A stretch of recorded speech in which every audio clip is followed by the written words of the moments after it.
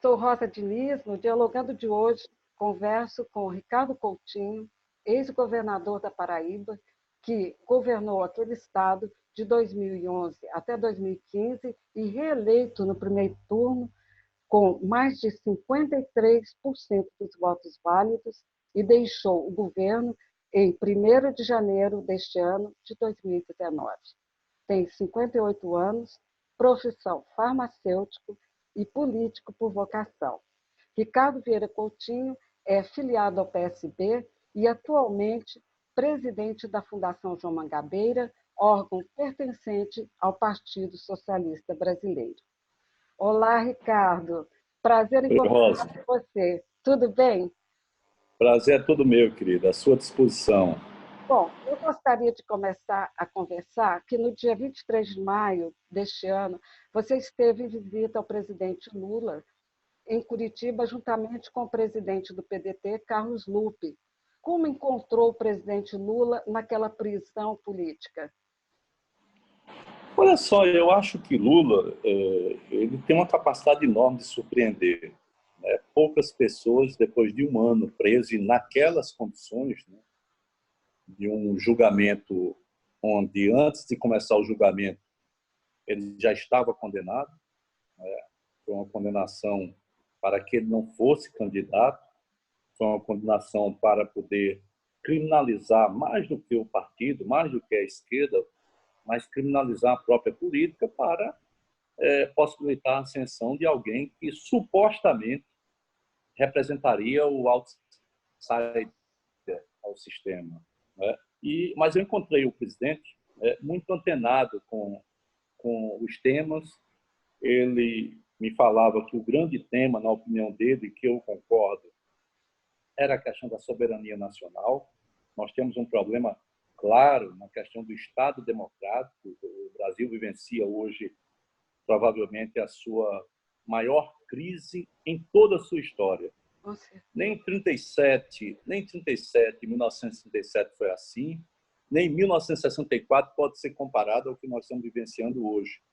Porque hoje nós não temos os tanques e as baionetas no meio das ruas, mas nós temos uma dominação, uma manipulação coletiva profundamente violenta, né, e, ao mesmo tempo, perigosa, que faz com que as pessoas coloquem para fora o que existe pior, do ponto de vista de ódio, de discriminação. Então, o Estado Democrático de Direito ele sofre um ataque fundamental.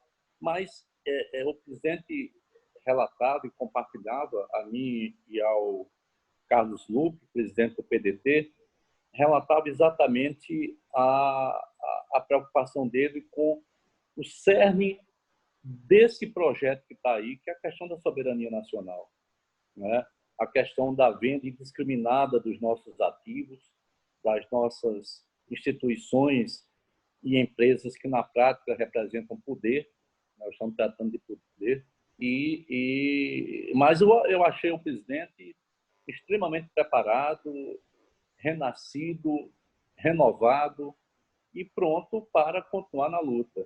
Realmente ele está bem rejuvenescido. A gente percebe pelas entrevistas que ele vem dando que ele está muito bem, espiritualmente, fisicamente, cheio de esperança, que eu acho que é uma coisa que está transmitindo a todos nós brasileiros e que de uma importância fundamental, porque está todo mundo desesperado, porque cada dia acontece um negócio, cada dia tem uma situação nova e a justiça, de alguma forma, não responde dentro da nossa Constituição. Então, a gente fica numa insegurança jurídica e, enfim, o país parece estar à deriva. E realmente, cada vez que há uma intervenção dele, uma entrevista dele, nos enche de esperança. Naquela oportunidade também, você se apresentou como testemunho de defesa em processo que tem o ex-presidente Lula como réu, e eu queria que você comentasse qual foi a sua participação e se já ocorreu, que estava previsto para o dia 31 de maio, através de uma videoconferência, pela 16ª Vara Federal de João Pessoa. Você pode falar sobre isso?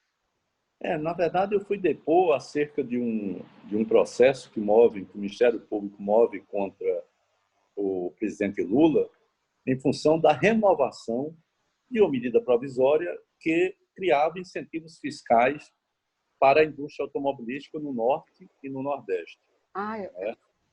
Eu fui expor dizendo da importância para o Ceará, para a Bahia, para Pernambuco e para a Paraíba, porque na época Eduardo Campos, numa atitude corajosa, governador de Pernambuco, quando nós vencemos as eleições, eu venci na Paraíba e ele foi reeleito em Pernambuco em 2010, ele me chamou para saber a minha opinião sobre a saída da Fiat lá de Suá para vir aqui para Goiânia, criando um polo importantíssimo ali na divisa entre Paraíba e Pernambuco. E nós trabalhamos juntos nisso, evidentemente, com uma liderança do governador de Pernambuco na época, Eduardo Campos, né? E essa medida provisória ela era fundamental, porque senão você não tinha a Ford na Bahia, você não tinha a outra lá no Ceará, você não tinha montagem de automóveis na Zona Franca. Essa medida provisória que representa isso, né? E eu não entendia, e fui dizer isso lá, eu não entendia o porquê dessa ação, porque para Paraíba, encabida, na realidade. para o Encabida. Brasil era fundamental. Bom, aí numa uma segunda abordagem, eu gostaria, assim, nesta semana, o STF julga o direito da ampla defesa, que já tem a maioria dos votos contra o relatório do ministro Edson Fachin, que, em sua hermenêutica, se posiciona contrário. Em que medida poderia alcançar de imediato ao presidente Lula e a possibilidade que ele se beneficie desse posicionamento do STF e qual a sua expectativa? Mas olha só, eu tenho uma noção de que a questão Lula não é um problema para Lula em si. Mesmo ele tendo sido o melhor presidente que esse país já teve, mesmo ele tendo, com erros e acertos, mas colocado o país num outro patamar de civilidade, de governança, de relacionamento com o exterior, né, com o mundo, mas ele não se constitui em um problema para o cidadão Lula. Esse problema é principalmente para o sistema judiciário brasileiro, porque é insustentável hoje, né? A justiça não pode ser chamada de justiça enquanto não explicar para o povo brasileiro como é que alguém está preso com um processo completamente manipulado. É essa a questão central. Não adianta dizer que não reconhece a Vaza Jato, não reconhece as informações, porque isso não cola, compreendeu? E, ao mesmo tempo, a justiça tem que, penso eu, primeiro restabelecer ao cidadão Lula, não ao político Lula, ao cidadão Lula, a liberdade a qual ele tem direito. Segundo, tem que dizer o que é que vai fazer. Com Sérgio Moro, ex-juiz, que comandou tudo isso, com alguns procuradores da República de Curitiba, porque, afinal, ninguém pode fazer aquilo e ficar impune. Com Ninguém certeza. pode omitir provas contra um terceiro, porque essas provas poderiam desviar a atenção do assunto político que eles queriam. Ninguém pode acrescentar provas ilegais ao processo, ninguém pode fazer grampos ilegais até ao telefone de uma presidente da República.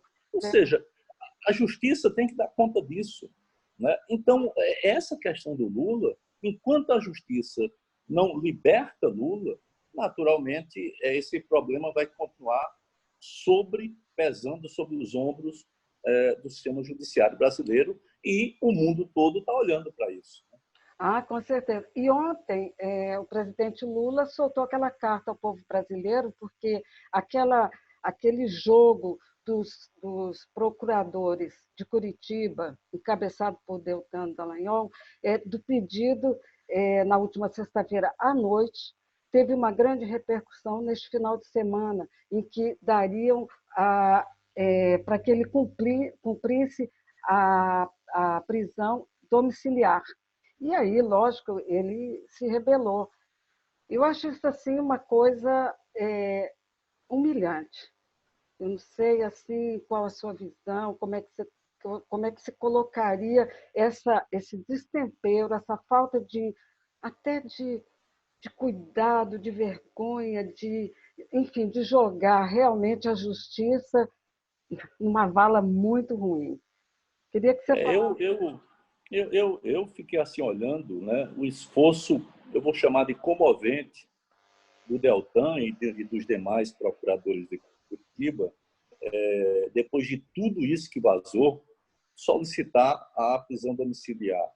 É claro que eu não teria como entrar no mérito da decisão do presidente Lula, porque eu imagino como seja difícil para alguém com 73 anos, né, depois de ter saído do governo com a popularidade que saiu, depois de ter realizado coisas importantes na história do nosso país, que nunca tinham sido pensadas ou, ou nunca ninguém tinha tido a coragem, por exemplo, de pautar algumas coisas. Nós do Nordeste sabemos o que é isso, a transposição está aí, a Transnordestina, uma série de coisas que representaram desenvolvimento.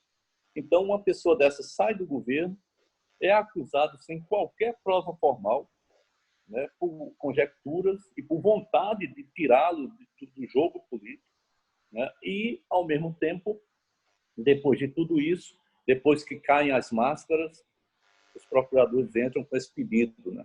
É claro que o presidente Lula, se ele tivesse aceitado, evidentemente ele não poderia ser criticado em hipótese alguma, afinal, só sabe quem está preso há um ano numa situação dessa. Né? E não cabe, Mas e não cabe, por exemplo, toda a postura do presidente Lula aceitar uma condição desta, porque, afinal de contas, as coisas começam a vir à luz e seria não caberia na postura do presidente Lula aceitar uma indignidade dessa. não, eu falo isso porque aí entrando na questão assim pessoal, né? Olha, alguém que está preso há um ano, provavelmente louco para sair dali. Imagina o que é você não ter direito a um banho de sol coletivo. Seu banho de sol é indivíduo, recebe visitas às quinta-feiras, com exceção dos advogados, que vão todo dia por meia hora. Enfim, é algo completamente surreal, né? Irreal. Mas, mesmo assim, o presidente Lula fez uma opção que é para ir até o fim com essa questão. Ou seja, a justiça brasileira ela tem que dizer como é que vai resolver, mais do que a questão do Lula, porque todos sabem como resolver, né? Porque é só o STF se reunir e aplicar a lei. Né? Agora, como vai resolver a questão dos procuradores, a questão do Sérgio Moro? Afinal, esse povo burlou a justiça, Com esse certeza, povo destruiu a integridade da justiça. é isso mesmo. É uma coisa assim, a gente não acredita que esteja acontecendo isso no Brasil. Um Brasil que experimentou um momento de glória, tanto nacionalmente quanto internacionalmente, é inadmissível. Eu acho realmente uma situação muito desagradável, uma coisa que eu espero que a gente tenha possibilidade de retornar e de reconstituir o Estado brasileiro. Eu ainda tenho essa esperança. Não sei o que você pensa a respeito. É uma caminhada longa, Rosa. Eu acho que é uma caminhada muito longa. O estrago que foi feito é algo inimaginável para todos nós há alguns anos atrás. Né? O surgimento de uma catarse, de uma manipulação coletiva, e não é a política que vai justificar isso, que vai explicar isso. Eu acho que quem vai explicar isso é uma coisa chamada neurociência.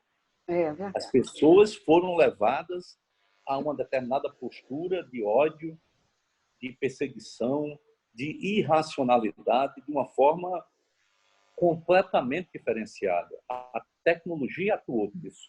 E é preciso colocar o dedo nessa ferida, coisa que, inclusive, o parlamento inglês tem trabalhado muito em relação ao Brexit, em relação à comissão que foi constituída no parlamento, mas o Brasil tem que trabalhar muito com isso.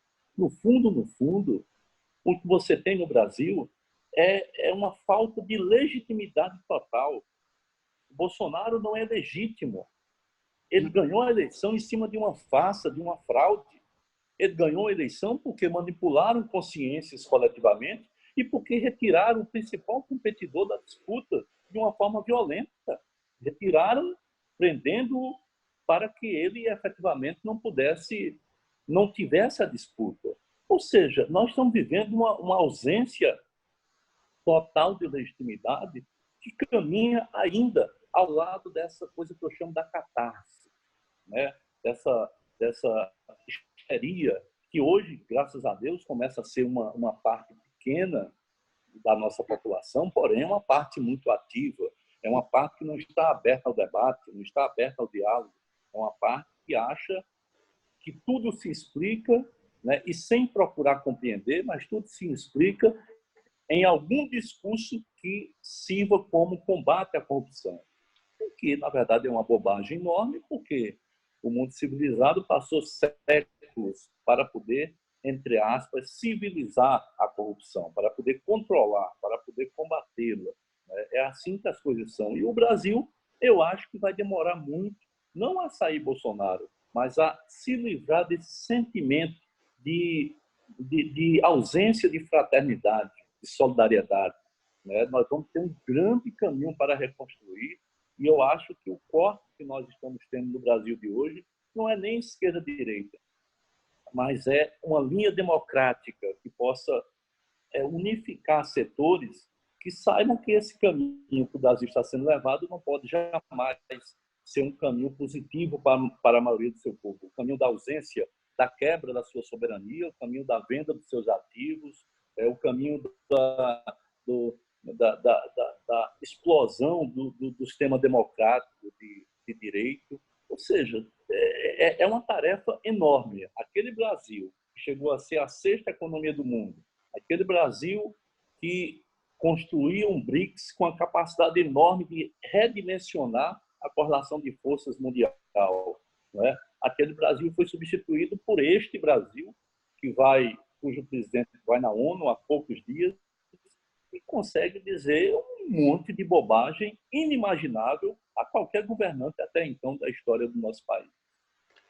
E, além do mais, assim, a era Bolsonaro, o próprio Bolsonaro, ele deu uma quebra no marco civilizatório. E isso é uma coisa muito pesada e muito difícil de ser construída. Quer dizer, quando você menciona aí o caso da fala dele na ONU, até quero que você continue falando, porque realmente foi assustador. Qualquer pessoa minimamente consciente viu que aquilo lá não tinha nada a ver. Ele não falou com propostas para o Brasil. Ele foi lá falar, de repente, para os seus iguais. Isso foi uma coisa inadmissível. Nunca se viu um discurso em que o Brasil, há 48 anos, abre a ONU, uma coisa daquela. Eu queria que você continuasse falando. Eu acho que ele vive, na verdade, vive de fantasmas, né? Ele recupera fantasmas. Quando você não consegue ter compreensão da vida, quando você não consegue ser propositivo, quando você não consegue sequer compreender aonde você está, no caso, governando um país de 200 milhões de pessoas, com a maior biodiversidade do planeta, com minérios de extremo valor, né, com um povo extremamente interessante do ponto de vista da sua miscigenação, mas com uma história também muito triste, né, uma história violenta, uma história de escravagismo, enfim, nós combinamos tudo, né, as coisas ruins e as coisas boas. Então, ele não tem, me parece que é isso, ele não tem a noção do que é governar um país como esse. E ele precisa se valer de fantasmas. Fantasma do comunismo, para ele, né? Ou seja, a ONU é comunista, para ele, quem fala sobre democracia é comunista, para ele não tem noção exata dos termos, dos significados, e tenta construir uma paranoia coletiva que cansou.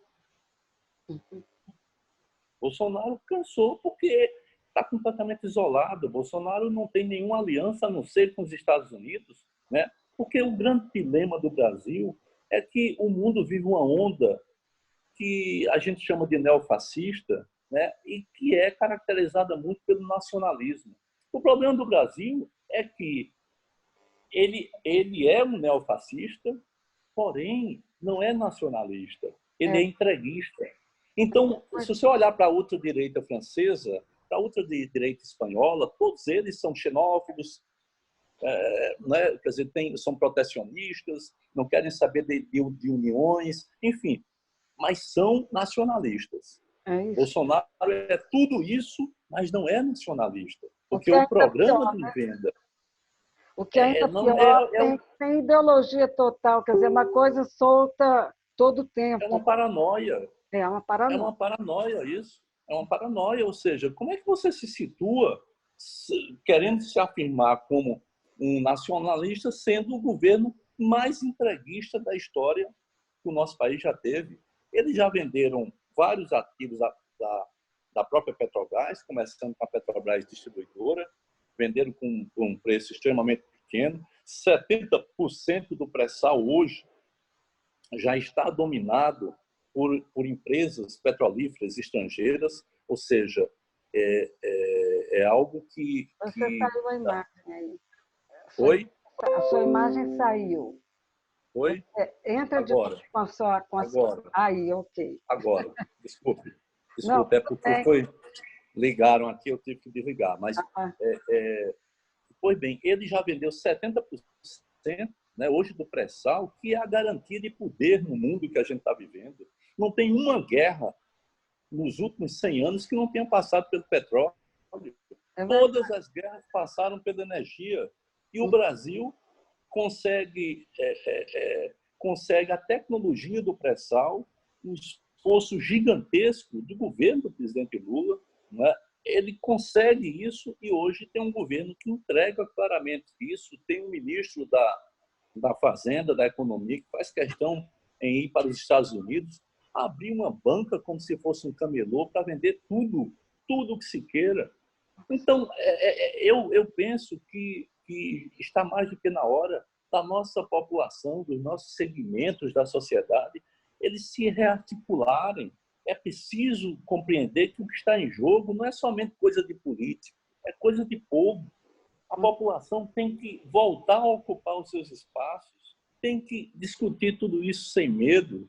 É preciso dar um basta nesse processo todo, porque daqui a pouco tempo nós não vamos ter muito, efetivamente, o que defender. Esse é o grande desafio do povo brasileiro. Então, agora, para finalizar, eu sei que a Fundação João Mangabeira é um grande fórum de discussão.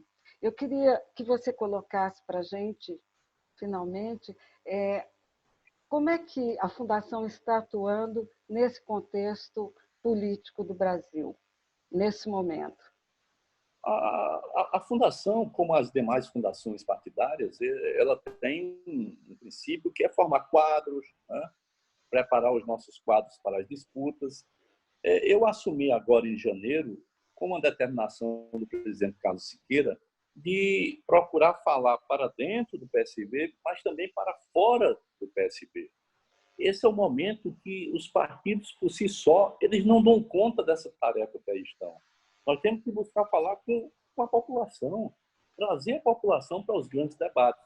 Nós estamos realizando o PENSE, né, que é algo que eu fiz quando era governador, no auge da crise, né, da derrubada da presidenta Dilma, da posse do Michel Temer. Nós fizemos aqui na Paraíba, na pequenina Paraíba, nós fizemos um ciclo de debates que veio todo mundo, veio Luiz Nassif, veio Frei Beto, veio todo mundo para cá, porque nós percebemos que era fundamental incentivarmos o debate, né, num momento muito difícil para o Brasil. Então, o governo do Estado bancou aquilo naquela época, o PENSE, e agora eu peguei a ideia e estamos fizemos o primeiro em São Paulo sobre a educação, que é um tema contemporâneo, fundamental, essencial. Fizemos o segundo em Brasília sobre Estado Democrático e de Direito, né? E estamos fazendo a cada mês ciência e tecnologia, segurança. Vamos fazer segurança pública no Rio de Janeiro. né? Ah, Porque aquilo que está acontecendo no Rio de Janeiro é uma loucura, né? É uma loucura. Quer nossa. dizer, a justiça não pode simplesmente ficar assistindo aquilo como se algum governante tivesse o direito de poder De vida disciplinar e as de suas forças morte, né? policiais. De vida e Lógico. morte sobre o cidadão, uma coisa absurda, Ô, realmente. Rosa, eu governei o estado da Paraíba 8 anos. 7 anos seguidos, foi o único estado do Brasil a reduzir, ano após ano, o número de homicídios. Foi aqui na Paraíba, 7 anos seguidos, e está reduzindo esse ano ainda. O que é que significa isso? Significa que política de segurança tem que ser feita com inteligência, né? E naturalmente, com planejamento, com investimento e também com cidadania. Porque a segurança é um direito. Você não pode sair e achar que a lei do vale tudo, olho por olho, dentro por dentro. Você não pode achar isso. O Rio de Janeiro está acontecendo isso. Nós vamos lá discutir segurança. Enfim, a Fundação tem participado, ao lado de outras fundações de partidos de esquerda, do Observatório da Democracia. A gente está acompanhando a cada mês o desenrolar do desgoverno Bolsonaro na questão das políticas públicas. Enfim, temos trabalhado muito e a ideia é que em 2020 a gente possa estar cada vez mais presente nos grandes debates, né, Com do Brasil. certeza. Bom, nós estamos encerrando. Quero falar com as pessoas que estão nos assistindo que falei com o ex-governador da Paraíba, Ricardo Coutinho, e atual presidente da Fundação João Mangabeira. Obrigada, Ricardo Coutinho, pela oportunidade de te ouvir e te deixo agora para as despedidas finais. O prazer foi meu, Rosa. É um prazer muito grande reencontrá-la. Você estava lembrando de um evento no Rio de Janeiro há muitos anos, né? E coisas do PSB. E para mim foi um prazer muito grande. Estou aqui à sua disposição. Eu acho que não só o Brasil, mas o mundo precisa ter os olhos muito abertos, né? Porque esses, eu chamo de tumores, né, da consciência, tumores da cidadania, estão se espalhando pelo mundo, né? E a tecnologia tem sido um aliado muito operante nesses processos. Então, é preciso que principalmente a juventude perceba essas questões.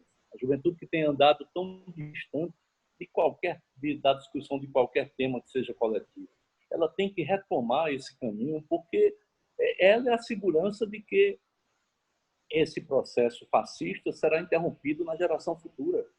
Nós só poderemos interromper isso se nós trabalharmos agora a nossa juventude, a juventude do mundo inteiro, né? E eu penso que a verdadeira informação, né, os sites, aqueles que têm conteúdo cidadão, eles têm um papel fundamental em tudo isso, diante de uma imprensa que, infelizmente, a gente olha e muitas vezes chora pelo que a gente está vendo, particularmente aqui no Brasil. Um abraço para você, um abraço para o Sérgio e até a próxima. Bom, e agradeço realmente essa aula, porque, na realidade, a gente falou sobre os vários assuntos, tanto judiciais quanto econômicos e políticos, e também quero agradecer a todos que nos acompanham. Muito obrigada. Obrigado.